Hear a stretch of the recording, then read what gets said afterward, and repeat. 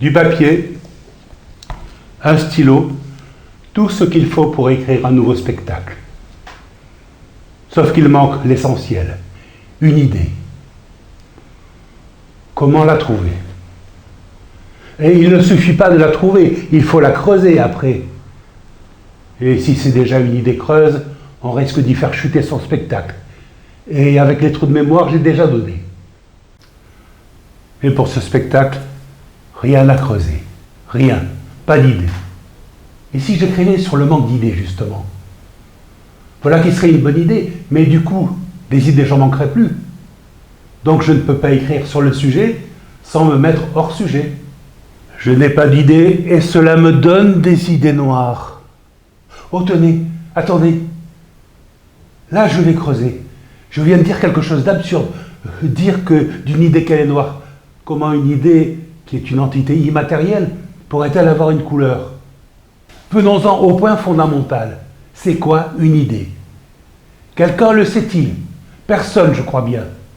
Mais tout le monde se fait une idée sur la question. C'est curieux, une idée. Ça n'a pas de goût. Pourtant, il y en a des bonnes et des mauvaises. Ça n'a pas de taille. Pourtant, il y en a des grandes et des petites. Il y a la grande idée toute faite et la petite idée qu'on se fait soi-même tout seul. Ça n'a pas de poids. Pourtant, on les vend par livre. C'est là qu'il y en a le plus. On y trouve plein d'idéogrammes et plein de grammes R dans chaque livre. En fait, une idée, personne n'en a jamais vu. Pourtant, il y en a partout, mais vraiment partout. Alors ceci me permet de dissiper une croyance très répandue selon laquelle, par exemple, le monde politique manquerait d'idées. Faux! Beaucoup de penseurs se dotent d'une teinture politique.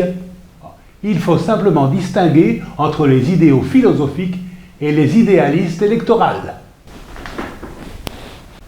Exemple.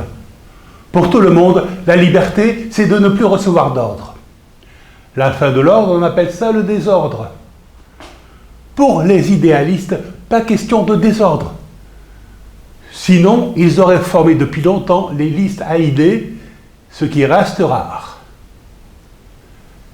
La liberté, en fait, c'est la fin du pouvoir, donc la fin de ceux qui cherchent à avoir le pouvoir. Sauf que pour l'avoir, ils promettent la liberté.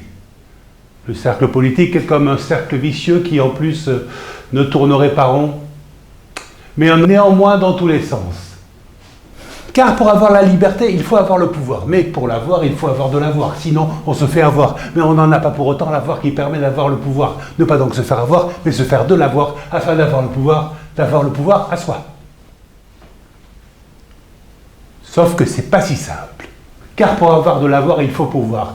Et pour le pouvoir, pour pouvoir avoir le pouvoir d'avoir l'avoir du pouvoir, il faut avoir déjà le pouvoir. Le pouvoir menant à l'avoir, et l'avoir menant à l'avoir, finalement, ça ne tourne pas rond, sauf que ça tourne rond, et plus vite que les roues de ma bicyclette, en fait. Hein.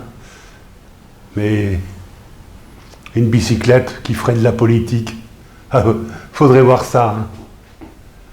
Va savoir. Pour pouvoir avoir le pouvoir, il faut savoir. Mais quand on l'a, il ne faut pas le faire savoir. Car il y a savoir et savoir. Le savoir que l'on sait avoir, je veux dire que l'on sait que l'on a. Le savoir que l'on sait avoir, que l'on n'a donc pas encore. Sauf que de savoir comment l'avoir, c'est déjà savoir avoir le savoir, d'avoir l'avoir du savoir. En résumé, quand on veut le pouvoir, le savoir, il faut le savoir savoir et l'avoir l'avoir. La teinture politique a besoin de l'avoir. Alors, j'ai une question SMS qui me parvient. À quoi me servir une teinture politique vu que les idées n'ont pas de couleur? Intéressant, oui. En fait, la teinture politique n'a rien d'artistique. Le cercle politique n'est pas un cercle chromatique.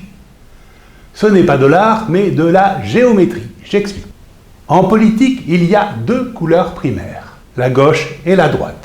Tout le reste s'obtient par mélange. En fait, ce qui sépare réellement la gauche de la droite, c'est le milieu. C'est que ce n'est pas du même milieu, tout ce monde-là. Les bas milieux et les hauts milieux, c'est tout ce qui sépare la gauche de la droite.